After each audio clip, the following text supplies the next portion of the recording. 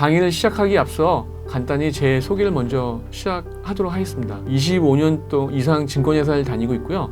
현재 가장 많이 한 영업이 국제 영업이에요. 외국인을 상대로 한국 주식을 세일즈를 했고 국제 영업을 하면서 제가 깨달은 게 있어요. 뭐냐면은 기업의 가치를 정확하게 파악하기 위해서는 직접 기업을 방문해서 확인을 해야 된다는 사실입니다. 현재 어떤 제품을 생산하고 있으며 앞으로 미래를 위해서 기업이 어떤 전략을 갖고 있는지, 그리고 또 연구 인력 관리는 어떻게 하고 있는지 등등 종합적으로 판단을 해야 정확하게 기업의 가치를 판단할 수 있다고 저는 확신을 가지고 있습니다.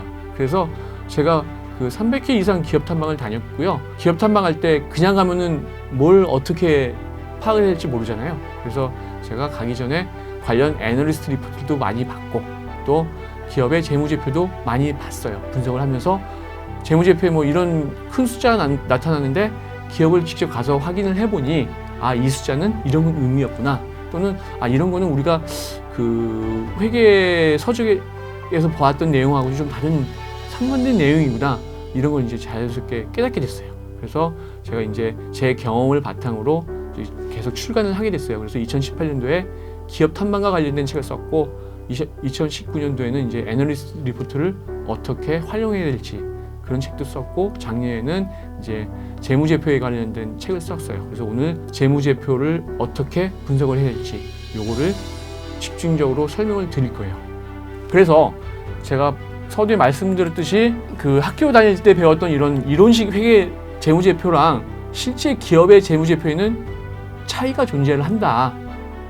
그래서 오늘은 저는 이 현실의 기업 재무제표를 집중적으로 설명드릴 거예요. 그래서 기존에 여러분께서 들었던 내용이랑은 많이 다르실 거예요. 그래서 기대를 하셔도 좋습니다. 먼저 재무제표 분석이 필요한 이유부터 설명을 드릴게요.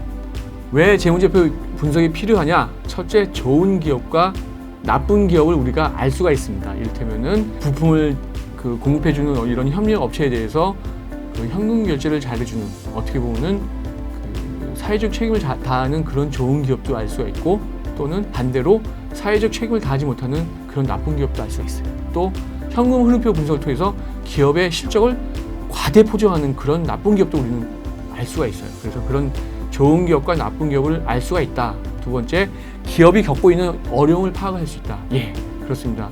특히 재무 상태표 분석을 통해서 우리는 기업이 현재 어떤 어려움을 겪고 있는지 알 수가 있어요. 되게 중요한 내용이죠. 그 다음에 주식 투자자 스스로를 지켜주는 든든한 버팀목이다. 이게 무슨 말이냐? 기업 실적에 우리는 관심이 많잖아요. 매출이 얼마인지, 영업이익은 얼마인지, 지배지분 순이익은 얼마인지, 이런 거에 관심이 많은데 기업 실적이 나왔는데 아주 양호한 실적인 것처럼 보여져요. 근데 실제로 파악을 해보면 아주 문제 있는 그런 실적이라는 것은 우리는 재무제표 분석을 통해서도 알 수가 있다. 그래서 우리가 이런 스스로를 지켜주는 든든한 버팀목이다. 마지막으로 주가는 기업의 경영 성과를 반영한다. 제가 이렇게 표현했는데요. 제가 제일 좋아하는 그림이에요. 관계도인데 요거만 정확하게 이해를 하더라도 우리는 재무제표 분석을 거의 절반 이상은 이해한 거로 보여요. 뭐냐? 왼쪽은 재무상태표가 있고요. 오른쪽은 손익계산서가 있습니다. 재무상태표는 이제 기업이 자산을 형성하는 데 필요한 자금을 조달한 내역이 오른쪽에 나와요. 부채는 타인 자본이라고 얘기하죠. 외부에서 차입한 거고, 자본은 이제 주주가 출자한 거예요. 이렇게 외부에서 차입을 하거나 또는 주주가 출자한 돈을 모아서 이제 기업은 영업 활동에 필요한 자산을 구성해요. 그리고 이제 본격적으로 영업을 해서 매출이 발생하겠죠. 그 매출에서 기업의 주된 비용인 매출 원가랑 판관비를 제외하고 영업이익을 우리는 구할 수 있어요. 거기서 이제 금융수익과 비용, 보인세를 납부하고 나서 최종적으로 지배지분 순이익을 얻게 됩니다. 보통 당기순이익이라고 얘기하죠. 근데 우리는 주식하시는 분들은 지배지분 순이익을 아셔야 돼요. 이건 나중에 따로 설명을 드릴 거예요. 그럼 여기서 지배지분 순이익에서 주주에게 배당금을 지급하고 남은 돈이 바로 잉여금 계정에 쌓입니다. 그리고 기업은 주주가 출자한 반대급부로 주식을 당연히 발행해 주겠죠, 주주한테. 예, 그렇습니다. 그래서 기업의 이런 영업이 잘 돼서 매출이 늘고 이익이 늘면서 결과적으로 잉여금이 증가를 하면은 전체 자본 규모는 커지겠죠. 당연히 자본 규모가 커지면 커질수록 주주에게 발행된 주식의 가치는 어떻게 될까요? 당연히 올라가겠죠. 반대로 기업의 영업이 잘 안 돼요. 그래서 매출도 줄고 그래서 적자가 발생해서 여기가 적자가 나면은 당연히 잉여금이 줄어듭니다. 그러면은 전체 자본이 줄겠죠. 그러면 당연히 발행된 주식의 가치도 하락을 하겠죠. 이런 식으로 주가는 기업의 경영 성과를 반영하는 게 분명합니다. 여러분은 기업의 재무제표를 어디서 보시나요? 뭐 증권사 HTS에 가면 볼 수가 있죠. 상장 기업의 재무제표를 가장 빠르고 가장 확실하게 볼 수 있는 게 바로 전자공시 시스템이에요. 보통 다트라고 얘기하는데요. 뭐 이런 네이버나 이런 검색창에서 전자공시 시스템이라고 치면은 친절하게 안내를 해줘요. 그래서 저는 여기서 보면은 회사명에다가 보통 회사명을 쳐도 되지만 회사명을 치면은 여러 개 기업 관련된 기업도 많이 나와요. 그래서 아예 종목 코드를 치고 종목 코드를 입력하고 나서 정기공시에서 들어가서 사업보고서, 분기보고서, 반기보고서를 클릭해서 조회를 하시면요, 이렇게 기업의 재무제표를 볼 수 있는 실적 관련된 보고서가 나와요. 그래서 여기서 가장 최신 거를 봐야 되겠죠. 그래서 최신 거를 클릭을 하면은 이렇게 중간쯤에 재무에 관한 사항이 나오고, 이제 보통 상장기업은 자회사, 종속회사가 있는 경우가 많아요. 그래서 연결 재무제표를 봐야 된다. 우리가 보통 이야기하는 기업 재무제표, 손익계산서에 나타나는 실적은 다 연결 재무제표에 나타나는 거다.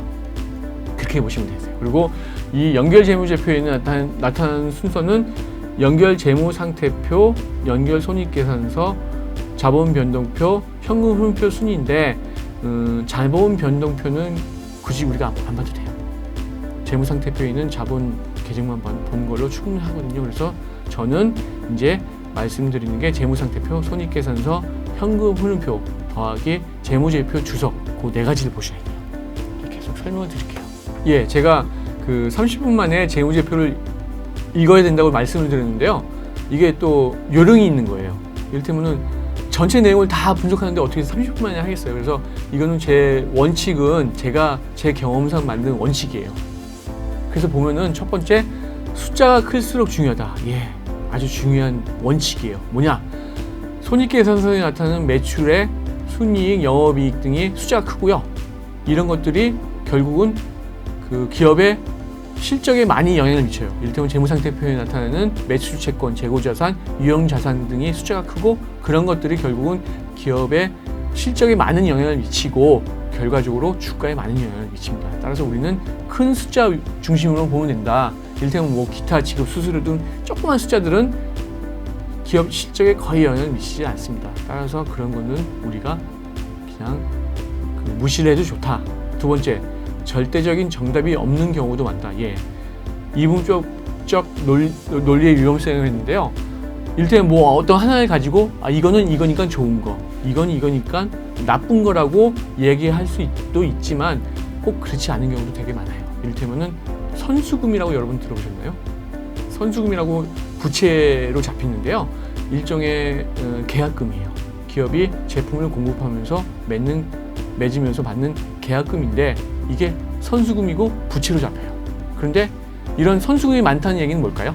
기업이 공급계획을 많이 맺었다는 얘기죠. 그러니까 그 이후에 계속 매출이 늘고 이익이 늘겠죠. 그래서 모든 회계 서적에서 선수금은 착한 부채라고 얘기를 해요. 그런데 꼭 그렇지 않은 경우도 있어요. 그래서 오늘 그런 내용들을 집중적으로 설명을 드릴 거예요. 세 번째, 시계열적 분석하고 계정 과목 간 유기적인 비교 분석이 해라. 무슨 얘기냐? 손익계산서에 나타나는 매출의 영업이익, 순이익을 그 어떤 특정 시점에 단기적으로 볼 게 아니고 전년 동기 대비해서 증가를 하고 있는지 또는 전분기 대비해서 증가하고 있는지 이렇게 시계열적으로 분석해야 기업 재무제표를 정확하게 분석을 할 수가 있는 거예요. 또한 그 계정 과목 간 비교 분석을 해라. 이를테면은 그 재무상태표에 나타나는 매출채권, 재고자산, 유형자산 등은 매출액이랑 같이 비교를 해봐야 돼요. 왜냐? 그런 것들은 결국은 매출을 이루기 위해서 기업이 구성하는 자산이거든요. 그래서 매출액 규모에 비해서 이게 적정한지 유기적으로 비교를 해야지만 효율적으로 빠르게 기업 재무제표 분석이 가능한 겁니다. 이제 그런 부분을 계속 오늘 제가 설명을 드릴 거예요. 재무제표는 조화와 균형이 중요하다. 예, 중요한 원칙이에요. 이를테면 성장기에 있는 어린이가 커가면서 일반적으로 이제 머리도 커지고 손도 커지고 발도 커지고 다리도 커지고 전체적으로 몸이 골고루 커지겠죠. 근데 어떤 아이가 다른 부분 안 커지고 팔만 커진다. 문제가 있겠죠. 기업도 마찬가지예요. 매출이 늘고 기업이 커지면은 모든 그 재무제표 개정 과목들이 다 골고루 성장하는 게 중요하다. 그 외에 큰 숫자가 나타나면 반드시 그 이유를 파악하자. 예, 이것도 중요해요. 그래서 오늘 제가 그 보여드리는 개정 과목들 중심으로 파악을 하면 되고요. 그 외에 큰 숫자가 나타났다. 당연히 알아야 되겠죠. 그래서 그럴 경우에는 기업에 전화를 드리는 걸 저는 권해드려요. 그 부분도 나중에 다시 설명을 드릴 거예요. 마지막으로 일부 회계 서적에서는 재무제표 분석으로 투자 유망 종목을 고를 수 있다라는 식으로 얘기를 하는데 결코 맞는 얘기 아니에요. 뭐 이거 하나 딱 봤을 때 이 기업 재무제표로 봤을 때 이 기업 주가 앞으로 올라갔다? 그런 건 없어요.